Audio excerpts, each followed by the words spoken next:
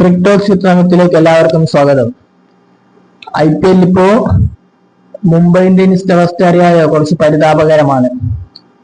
അവർക്ക് ഇപ്പൊ ഒരു തിരിച്ചടി ഉണ്ട്. അവരുടെ സൂപ്പർ താരം റൂൾഡ് ഔട്ട് ആയിട്ട് പകരം അവര് സൂപ്പർ താരം അനൗൺസ് ചെയ്തിട്ടുണ്ട്. ഒരു റീപ്ലേസ്മെന്റ് വരെ അനൗൺസ് ചെയ്തിട്ടുണ്ട്. മറ്റാരുമല്ല, മിച്ചൽ സാനർ ആണ് ഇപ്പൊ റൂൾഡ് ഔട്ട് ആയത്. പകരം അവര് സൗത്ത് ആഫ്രിക്കൻ സ്പിന്നറായിട്ടുള്ള കേശവ് മഹാരാജിനെ ഇപ്പൊ ടീമിലേക്ക് എത്തിച്ചിട്ടുണ്ട്.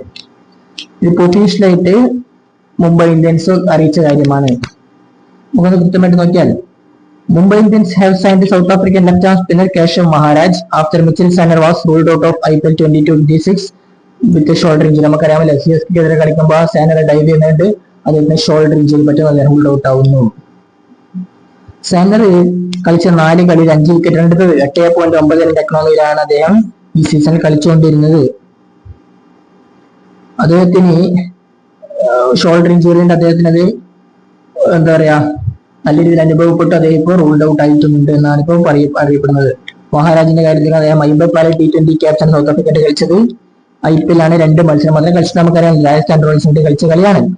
അദ്ദേഹം നല്ല എക്സ്പീരിയൻസ്ഡ് ബോളറാണ്, ഒരു സംശയം കൊണ്ട് വേൾഡിലെ തന്നെ one of the best spinner ആണ് അദ്ദേഹം ഇപ്പോൾ നിലവിൽ.